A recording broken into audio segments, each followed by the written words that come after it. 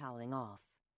In the bedroom, he dressed in jeans and a plain black t-shirt, then pulled on his black boots, sliding his big knife into the right one. Typically, he went light on weapons when he and the guys weren't out on a call, but he couldn't always shift into his wolf, especially in public, and it never hurt to be prepared. As he straightened, his gaze found the small pill bottle resting on the dresser. He hated being dependent on that shit, so leaving it behind should be easy, right? Yet the very thought of being in town, out in the field, or even across the compound, and not having it when the demons closed in, God, the idea made his hands shake and his heart race, made him sweat. Taking mist was like wrapping himself in a soft, warm blanket, chasing away the cold, the darkness. The stuff cocooned him in a layer of I don't give a fuck, at least for a few blessed hours. Sweet relief. Hating himself, he snatched the bottle with a curse and opened the lid, downed a couple pills, dry swallowing them. Then he shoved the container into his front jeans pocket. Sucking in a deep breath, he let it out slowly and waited. Gradually, the medicine took effect, and he felt the turmoil in his mind ease. His muscles relaxed, tension bleeding away. There would be a price, though. Always was. Leaving his quarters, he walked into the hallway and shut the door behind him. Everyone was probably at breakfast by now. The thought of eating made his stomach twist, but he didn't want to be alone. Besides, acting normal, sticking to his routine, kept his buddies and his sister, Rowan, off his back. Mostly. Fake it till you make it. His boots shuffled on the carpeted floor as he made his way to his destination. Outside the dining room, he paused. The aromas of pancakes, bacon, and syrup simultaneously made his stomach rumble and stirred a flutter of nausea that rose in his throat.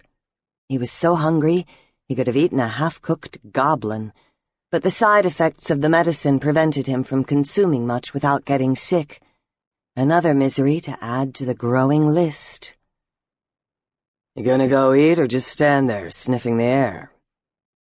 Turning, he managed to grin for Nick Westfall, the Alpha Pack's commander, and tried to ignore how the expression pulled strangely at the ruined side of his face. His boss was with his new mate, Calla Shaw, and the vampire princess was glowing. Nick appeared as proud and happy as any man would, being the reason for that glow, and the baby in her belly, which was several weeks along. Lucky bastard. Good morning, Micah said, nodding to them both. Princess. You look more beautiful every time I see you. How are you feeling? Thank you. She smiled as her mate tugged her into his side possessively. Other than some morning sickness when I first wake up, I'm doing well. I'm glad to hear it. After you? Stepping aside, he gestured for Nick and Calla to enter the dining room first. His attempt to avoid further conversation wasn't as subtle as he'd thought, and Nick kissed his mate on the lips, hanging back. Go on ahead, sweetheart. I'll be right there. Okay. She threw Micah a look of sympathy before proceeding inside. Once she was gone, Micah tried to head Nick off. I'm fine, so there's no need to start in on me again. Really? Is that so? Nick's sharp blue gaze pierced him like an ice pick. I suppose that's why your eyes are bloodshot and have circles under them so dark it looks like you haven't slept in a month. Or why your hands are shaking. Suddenly self-conscious, he looked away, fisting his hands to keep them still.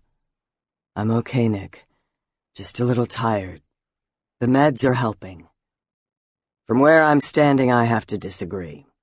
The other man's frown deepened. But I realize now isn't the time or place to get into a discussion. I want to talk to you after breakfast, in my office. Fucking fantastic. The commander was just concerned. Logically, Micah knew that. But it still sucked to be singled out and pinned down. Unreasonable anger churned in his gut, but he managed to nod. Sure. Appearing